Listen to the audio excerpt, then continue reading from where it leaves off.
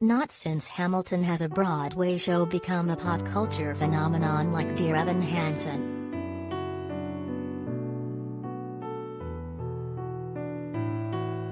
Winner of 6 Tony Awards in 2017 including Best Musical and Best Actor, Ben Platt, the production was an instant sensation among young adults, who latched onto its awkward teen protagonist and infectious pop score by Ben Platt and Justin Paul, La La Land, The Greatest Showman.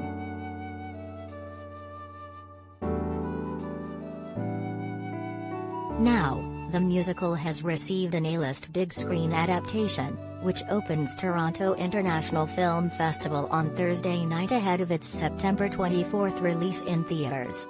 Like the stage show, the film follows the anxious and shy Evan Hansen, Platt, who gains popularity after a lie involving Connor Murphy, Colton Ryan, a classmate who commits suicide. The musical drama tackles themes of loneliness, mental health and social media, with a cast rounded out by Amy Adams and Danny Pino as Connor's parents, Cynthia and Larry, and Caitlin DeVere as his sister, Zoe. Julianne Moore and Amanda Stenberg co-star as Evan's mom Heidi and new friend Alana, respectively.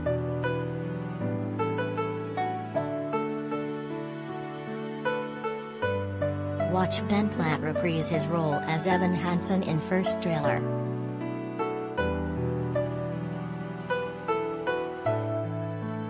The movie is directed by author-turned-filmmaker Stephen Chbosky, returning to Toronto after premiering his The Perks of Being a Wallflower at the 2012 Fest.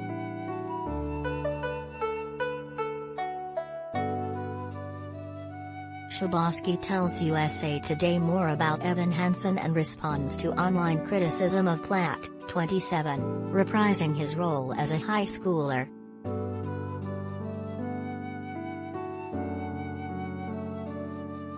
Stephen Chbosky, as a fan of the show, I felt a responsibility to the other fans. The most difficult part of adapting anything is figuring out the right things to cut and add. How do you take a 2-hour and 40-minute show and turn it into a 2-hour and 8-minute movie, but also give extra time and attention to each individual character, knowing that close-ups are going to add so much more intimacy? Everything had to be calibrated to address how much more inherently emotional the Murphy family's grief was going to be.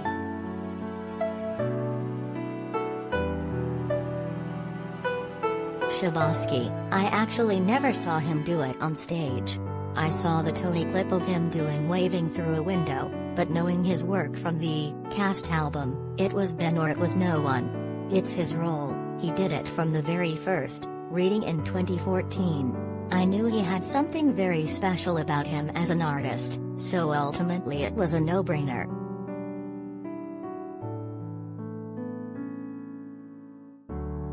But activists worry that diversity still feels like an afterthought.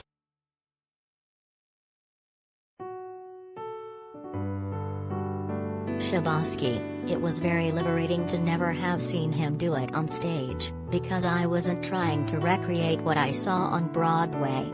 My job was first and foremost to be supportive and nurturing, and do whatever he needed, to help him go to those emotional places. I also felt my job was just to encourage him to trust that his expressions and his eyes conveyed everything in a more subtle way. There's a big difference between playing to the back row of a 1,000-seat theater and playing to Amy Adams across the table. Sometimes I would say things like, "Don't sing out, sing in."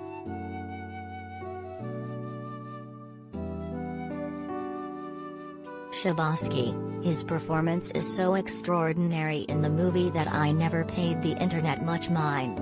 It's a free world, you can have your opinions. Go see the movie. If you're still holding on to the hair or the age thing after, then the movie was never for you. The truth is, I think a lot of the reason why people talk about this issue is the fact that we had an earlier version of him doing the same part, on Broadway. A lot of the actors in the movie are basically his age. No one ever asks me about Nick Dodoni, who plays Evan's classmate, Jared, and is 27. They only ask me about Ben. but the vast majority of people who've seen the movie are just so blown away by what Platt does that they don't care, and in my opinion, they shouldn't.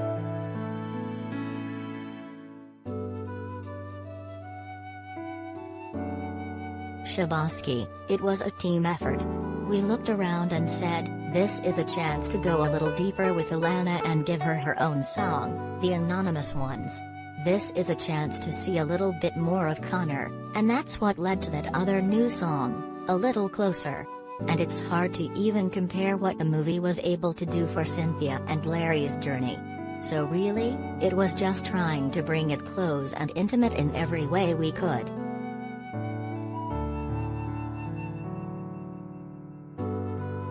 Shabosky, the number one difficulty was the loneliness. Because of the safety protocols, basically people worked and then they went home. There were no restaurants, no bars, no mixing with your colleagues.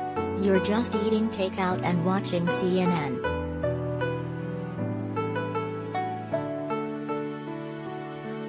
But there was a profound silver lining that came with this. We were shooting last September, so for all of us, the first time we saw a face in person, outside our quarantine bubbles, happened during the moment the actor took off a mask and we started shooting.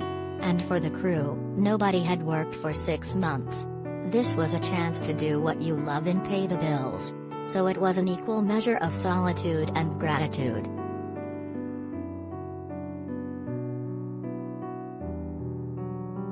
But it wouldn't be easy.